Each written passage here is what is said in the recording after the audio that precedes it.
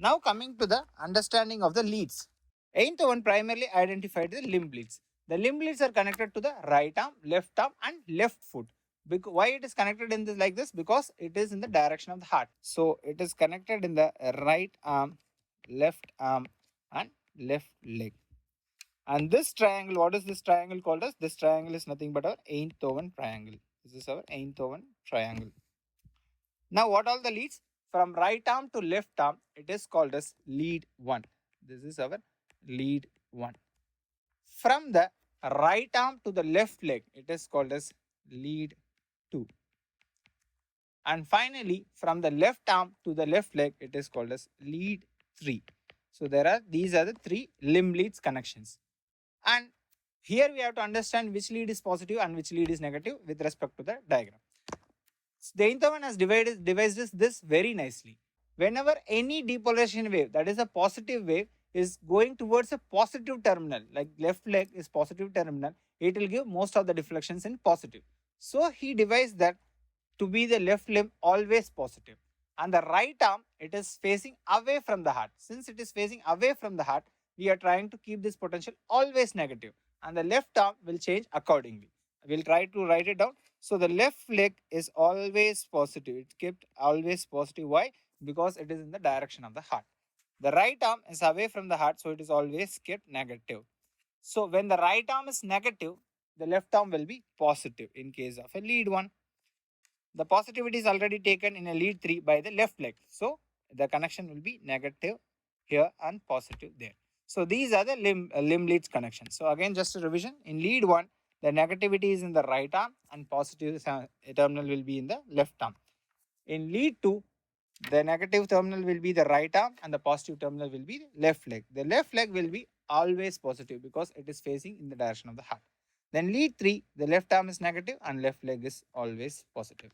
Left leg is always kept positive and right arm is always kept negative. So that is the funda with which Einthoven devised this triangle. Now coming on to the augmented leads. Augmented leads, I told you, we are not placing any leads at all. It is just an calculation done by the ECG machine itself. So what do you mean by augmentation? Augmentation means it is amplification.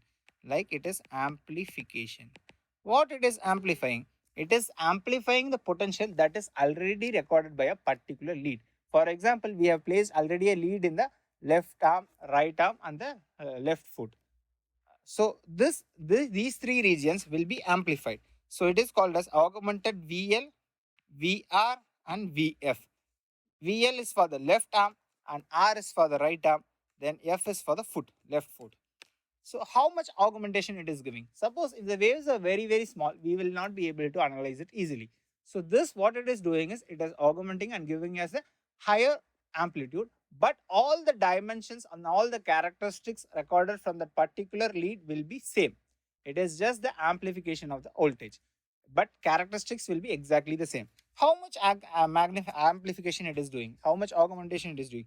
It is doing 50% augmentation.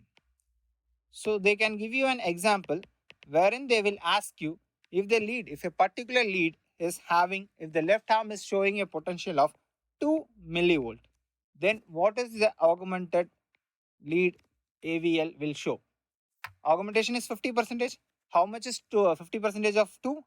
2 millivolt it will show plus 50% I am augmenting. So how much is 50% of 2 millivolt? It is 1 millivolt. So it becomes 3 millivolt. So AVL will record 3 millivolt if the left arm potential is 2 millivolt.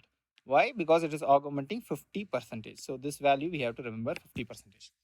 Now coming to the positioning of the chest leads. Chest leads is taking the horizontal pictures of the heart. So where are the leads placed? The leads are primarily placed in the 4th intercostal space and the 5th intercostal space. For example, we have chest leads, 6 chest leads. The V1 is placed in the 4th intercostal space on the right side. V2 is placed on the 4th intercostal space on the left side. So V1 and V2, they are in the 4th intercostal space, one on the right side and one on the left side. Now coming to V4, V5, V6.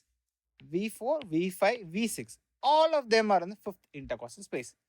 All of them we are placing it in the 5th intercostal space. And one will be in the mid-clavicular line, one will be in the anterior axillary line, one will be in the mid-axillary line. It's just their position is changing. One in the midclavicular, one in the anterior axillary, one in the mid axillary. This will be our mid axillary. So these are the chest lead placements.